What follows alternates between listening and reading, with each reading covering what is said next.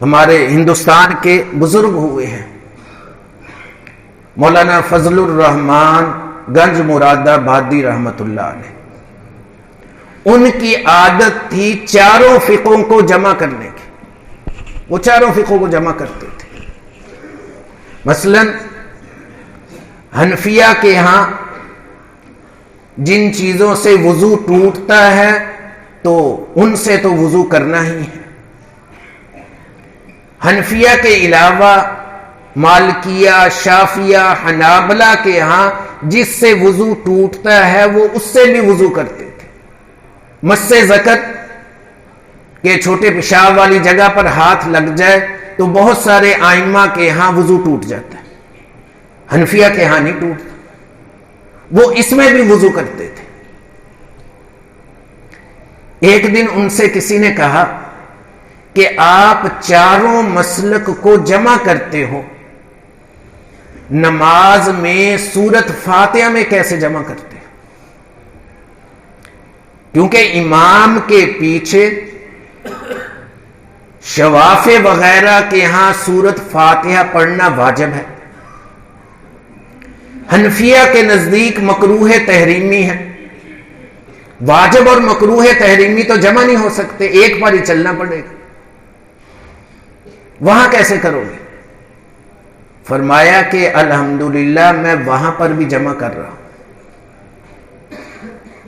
کیونکہ میں اپنی مسجد کا امام خود ہوں، میں چاروں نہیں، میں پانچوں کی پانچوں نمازیں خود پڑھاتا ہوں، اور امام کے لیے سورت فاتحہ پڑھنا چاروں ائمہ کے ذمہ ضروری ہے۔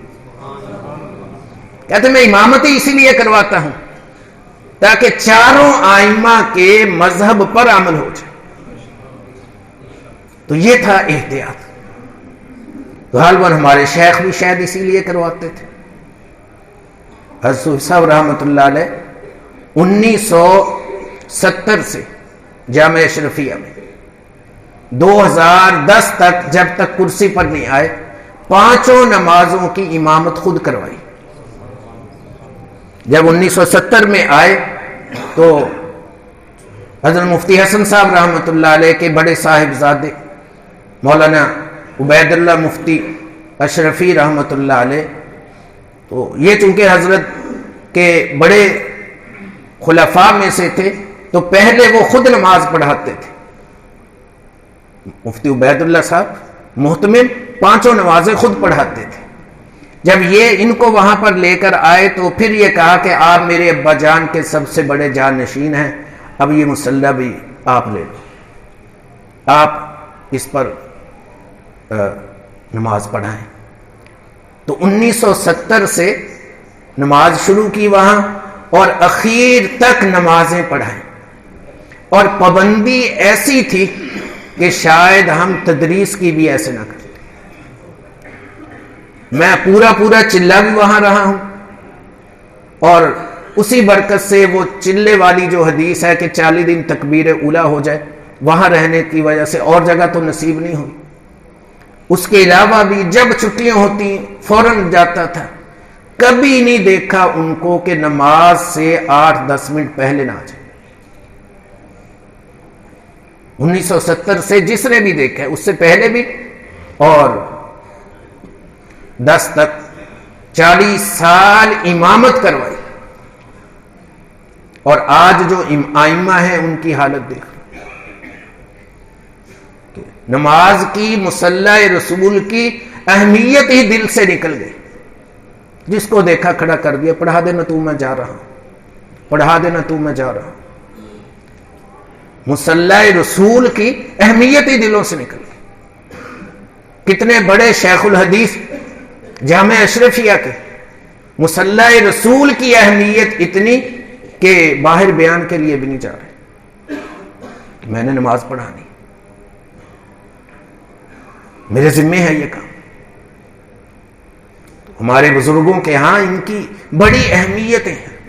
حضرت صاحب بارہا فرماتے تھے کہ مسجد میں مؤذن کی جگہ ملے اور دوسری طرف تمہیں شہر کا ڈی سی لگایا جائے، مؤذن کی جگہ ڈی سی کی جگہ سے اعلیٰ ہے۔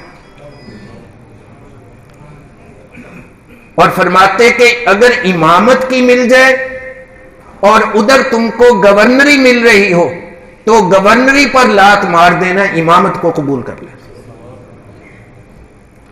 پھر فرماتے کہ تدریس یہ اتنی بڑی ہے عبادت کہ جس کو تدریس مل جائے اور دوسری طرف وزیر اعظم اور صدر کا عہدہ مل رہا ہو تو اس تدریس کو قبول کر لینا یہ اس سے اونچا عہدہ ہے۔ اور پھر آگے فرماتے کہ اگر فتویٰ لکھنے کی استعداد بن جائے تو اس کی دنیا میں کوئی نظیر اور مثال ہی نہیں۔ ان شعبوں کی اس قدر ہمارے بزرگوں کے دلوں میں اہمیت تھی۔ غالباً وقت 10 منٹ پورے ہو گئے ہوں گے۔ اللہ تعالی مجھے بھی آپ سب کو بھی جتنی ہمارے بزرگوں نے صبح سے باتیں کی ہیں سب پر عمل کرنے کی توفیق عطا فرمائے۔ وآخر دعوانا ان الحمد للہ رب العالمین۔